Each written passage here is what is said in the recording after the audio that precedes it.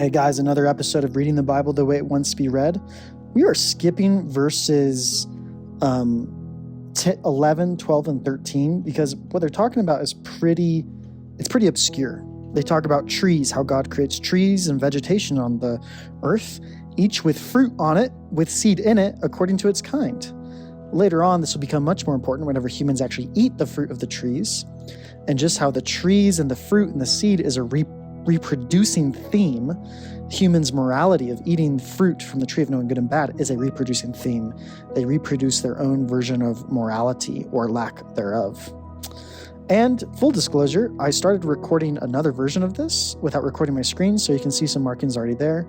But we'll be talking about verses 14 through 19 today, and I'll just sort of catch us up from the previous recording that didn't get recorded. So, then God said, "Let there be lights in the expanse of the heavens." So lights in the heavens, in God's space, to separate, the day from the night, and let them be for signs and for seasons and for days and years. And let them be lights in the expanses of the heavens to give light on the earth. And it was so. God made the two great lights, the greater light to govern the day and the lesser light to govern the night. He made the stars also. God placed them in the expanse of the heavens to give light on the earth, and to govern the day and the night, and to separate the light from the darkness. So let's take a look at a couple of these other keywords. Place them in the expanse of the heavens to give light and to govern. We see that again and again, the day and the night, to separate the light from the darkness. God saw that it was good. There's evening and there's morning, a fourth day. Let's take a trip down into ancient Near Eastern culture, okay? And again, whenever I say ancient Near Eastern culture, what I'm talking about is the land of Israel, right? I'm talking about the land of Canaan, of Egypt, and of Babylon. And we've already talked about how these cultures already have a consistent theme of creation coming out of water. Right? So creation somehow came out of water. Now, Israel claims that God was already transcendent above the water. But Egypt claims that God came from the water, that he self-generated. But at one point, he was not, and then he was. This is not Israel's claim. And Babylon has a story of death and violence about how the world was created from water. So in this way, Israel is counteracting Canaanite, Egyptian, and Babylonian culture by saying that God is, in fact, transcendent over the water. Pretty cool stuff. And it's interesting to imagine Israel's holy scripture in competition with other worldviews. Today we have that, do we not? Where some people take the opening chapters of Genesis to be in competition with science and vice versa. Almost like two religions competing. And the way that the Bible was written and the time it was written is actually pretty similar. It's in competition with competing worldviews. And another aspect of that ancient Near Eastern cosmology is the function of the stars, of the sun, and of the moon. You know, what is the sun? What is the moon? What are the stars?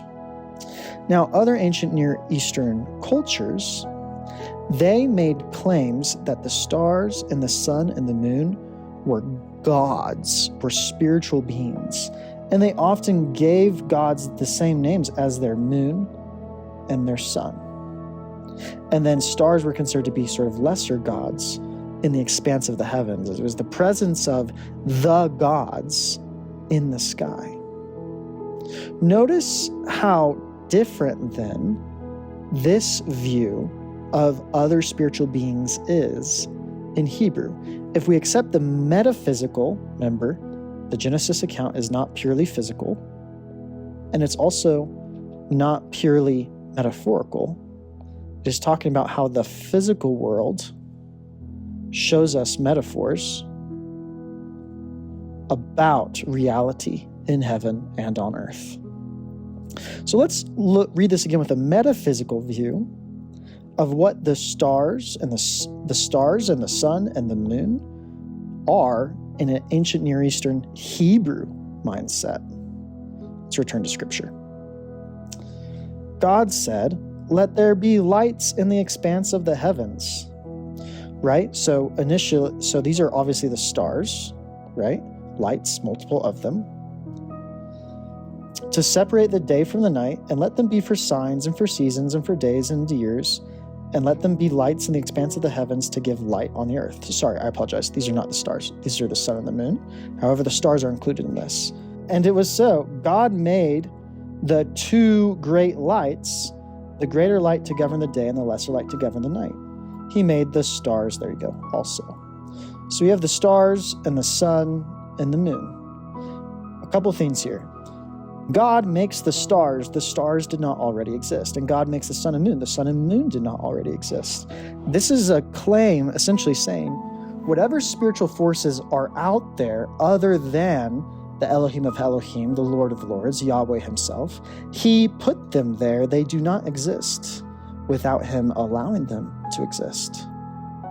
And what do? Well, they do this. They're supposed to do the same things God does. God has commanded to separate the day from the night. And God has commanded signs and festivals and seasons and days and years.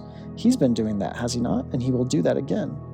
So these spiritual beings, symbolized by the heavenly lights, are supposed to be extension of Elohim of Elohim's agenda, of God's agenda. And that word Elohim can refer to these spiritual beings. "And let them be for lights in the expanse of the heavens." They're in the heavens, but they shine light to the earth. So their realm, they're supposed to stick to God's space, the heavens, heaven. But they benefit the earth. And it was so. "And God made the two great lights." Notice that we do not get a name for the sun or the moon. Lots of scholars believe that the original biblical authors did not want to confuse the readers at the time to think that in any way Hebrew culture was saying these are other gods worthy of respect and praise and being named. No, this story emphasizes, because the sun and moon don't get names in the story, that the sun and the moon are just parts of God's spiritual authority. They're not necessarily competing gods, which would have been very common belief at the time. And then in this throwaway line, he made the stars also. Notice how the day and the night are both governed. In God's vision of spiritual authority, he touches everything because his light is governing everything, even the dark places, even the night. And that word for govern is very interesting because later on, someone else will be given the right to govern. But for now, the heavens are governed by Yahweh and his Elohim, the sun and the moon and the stars. And even though we know that these spiritual beings will rebel later in the story, right now God saw that it was good. And that's how we can read the fourth day, by reading the Bible the way it wants to be read.